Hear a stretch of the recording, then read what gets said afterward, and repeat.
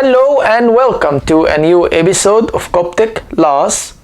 In today's lecture, we're going to wrap up quarter 2, and I'm going to take that time to go over some of the words from the exercises you got last week, some that were really tricky or I felt people missed on or didn't really understand the rules or didn't give it enough time, so it will be a good time to review that stuff today, and this will be very important so that you can do better in the next set of exercises that are due this week. So with that, I'm gonna go ahead and get started and talk about those different pronunciation rules from the exercises we had before. So my way of attacking this is always I start by writing the vowels using the mnemonic that we learned at the beginning of this quarter. If you remember, the mnemonic was hive and wo, and we said we use those mnemonics to remember all the vowels of the Coptic language. So first set is the hive set, which is made up of eta that looks like H in English, iota that looks like an I, epsilon that looked like a V, and E that looks like an E. So if you were to read it as if it's English letters, you would say hive. But this is not the pronunciation of the letters, okay? This is just a mnemonic for you to remember how they look like. Second mnemonic is wo, which encompasses the omega, the O, and alpha. So hive and wo, that's 7 vowels, and then we know there's one special vowel that you always have to remember is the omicron and epsilon together that makes one vowel sound OU, as in soup. Okay? So first, always start by knowing your vowels and memorize your vowels and learn to recognize vowels. You cannot get away of learning Coptic correctly without knowing vowels, because vowels determine many rules about how you pronounce things. So vowels must be something you know, like your name. You cannot miss on them. You have to learn vowels, practice them every day, write them 500 times a day until they stick in your head and you know all your vowels. Okay? This will make your life so much easier and will make you possible for you to learn Coptic. Without vowels, you cannot learn Coptic. Okay? So hive wo. So now let's start applying this rules, that all the rules that we've learned so far in this quarter to each of those words, and then try to remind ourselves of those rules, because those have to be ingrained in your brain so you never have to think about them again. Okay? So first, this is one that everyone missed in the exercise, and I'm gonna tell you why once I go through what you wrote and then what's wrong with it. So first we have iota. If you remember the iota rule, you always check if there is a vowel before or after. So iota, first letter, nothing before it. However, omicron is a vowel. See how vowels are important already? So this makes you know that this should be a Y. Good. Omicron and epsilon.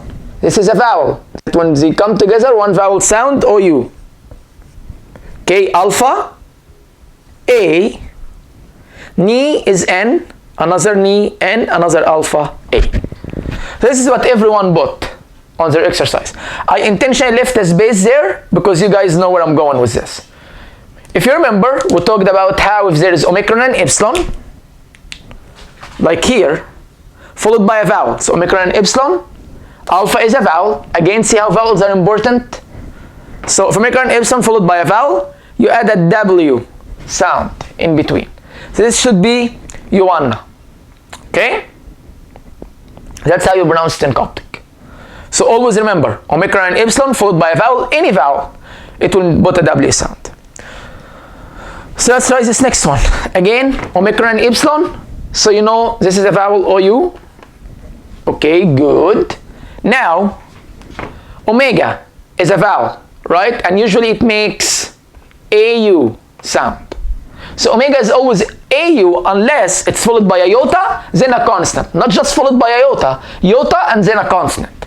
So here omega has a iota after it, then a consonant, so it will not be AU, and instead you're going to combine those two together and make an OI sound. You could also, if you remember, I said you could put OY or OI. I personally prefer OI. And you ignore everything you know about iota, where it's like if there is a vowel before it or after it, it's a Y. You ignore all of that and just put OI once you see this combination if it's followed by a consonant, which this ni is a consonant. Okay? And now you get the ni, N, and then another I. And again, you notice that I left the space. Why? Same idea. When you have omicron and epsilon, followed by a vowel, in this case omega is a vowel, you add the W sign. W sound. That makes O oini. O oini. Okay, O oini. Cool. Next, this one. Remember the epsilon rule. So epsilon, if it has an O before it, makes an O epsilon sound together, OU. Now if the epsilon has an alpha before it, we know this to make an AV sound. So alpha is an A, but then the epsilon becomes a V if there is an alpha before it. Alpha or A. So if epsilon has alpha or A before it, only alpha or A, the epsilon becomes a V. So here, this would be AV. Ni is of course an N, like we're used to it.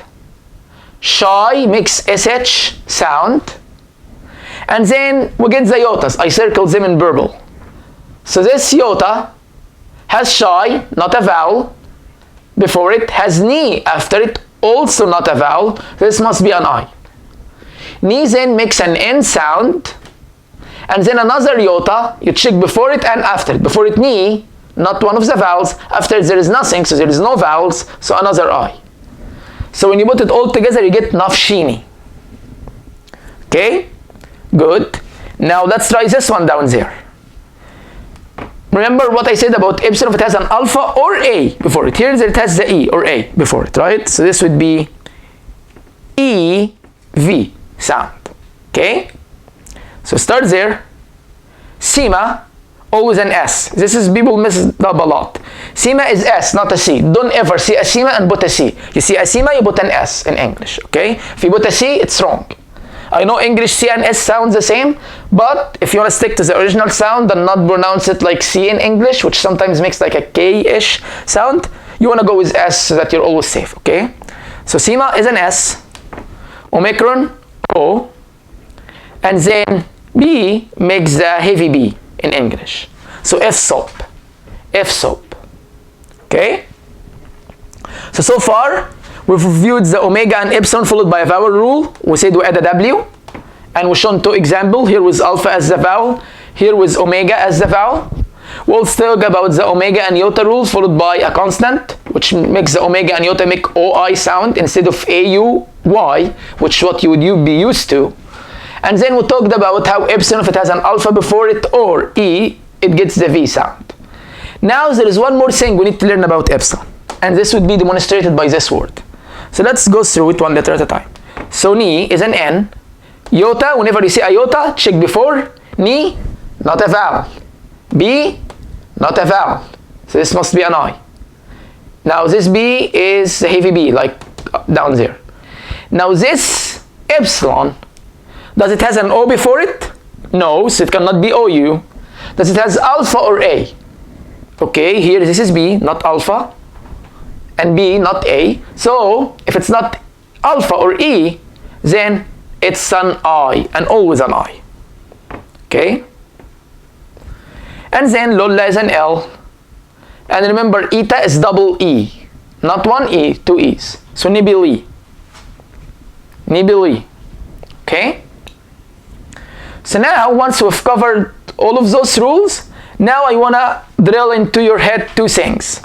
Sima and iota, because people miss Sima a lot where they put a C, and iota where they do not check the before or after vowel rule. And you have to know those rules, you have to remember the vowels, otherwise you'll keep doing it wrong. So you have to memorize this. This comes as part of that challenge of learning a new language, and you have to get used to it. Okay? So let's get the first one. This one, me, makes an M sound. Iota, you check before, me, not one of the vowels. Sima, not one of the vowels, this must be an I. Sima, we said an S. Sima, S. Sima, S. Okay, so you put an S. Another iota, before it is a Sima, not a vowel. Before it nothing, no vowel. After it there is nothing, so there is no vowel. And so that makes Misi. Misi. Okay? Next one. Me again. E is a vowel that makes an E sound. This is tav. Remember, if the line is at the top, there is tav, and do not mess it up with T. So T for reference is the one that looks like this. See how the line is in the middle? This is T. But this is not what we're talking about. This is tav. This is what we have down here. Okay? So tav. So tav makes a T sound. Alpha, A. Sima, remember, S. And finally, Omicron and Epsilon, we have drilled this into your head a lot. It's an OU. So it makes meta-su. Meta-su. Okay? Next one. Omicron and Epsilon again, make an OU sound. Sigma, guess what? S. Sigma, S. Omega, always AU, unless you have this situation where it has a iota and then a constant. Here the omega has no iota after it, so I don't care if there is a constant. If there is no iota, rule is done. It's dead. This is AU, like you're used to it. Ni is an N, and Tav again is a T. Ensemble. Ensemble. Okay? Now, contrast this with what I have on the other side of the screen, with the iota specifically. So first is an E, there is an N. Eta makes double E. Now this iota, does it has a vowel before it? Eta is a vowel, so this must be a Y, right? Because before or after. So just the fact that there is one before is enough to make this a Y. Okay? Same idea here, M. This is E, makes one E sound, and then iota again, before it E is one of the vowels, then you put a Y. Finally, this one, Tav, it's a T, E is an E, Ni is an N. This is a Chima, CH. This iota has a Chima, not a vowel. Okay? After it there is Sima. Sima is also not a vowel, not up here, so I. Now Sima, remember, is always an S. Another iota, before it is Sima, not a vowel. After it there is nothing, no vowel. So Tenichisi. Tenichisi. Okay? And so this is all the rules I wanted to review with you guys so that you can do better job on the next set of exercises, because you're not only going to have to know that stuff, but also the 8 new letters we learned. So now you're going to start reading more complicated words that have more letters on them. And so you have to really know your vowels, otherwise you'll never be able to read Coptic. Know your vowels, know your vowels, know your vowels, and with that, I am done with this lecture. Thank you so much for listening, and see you next time.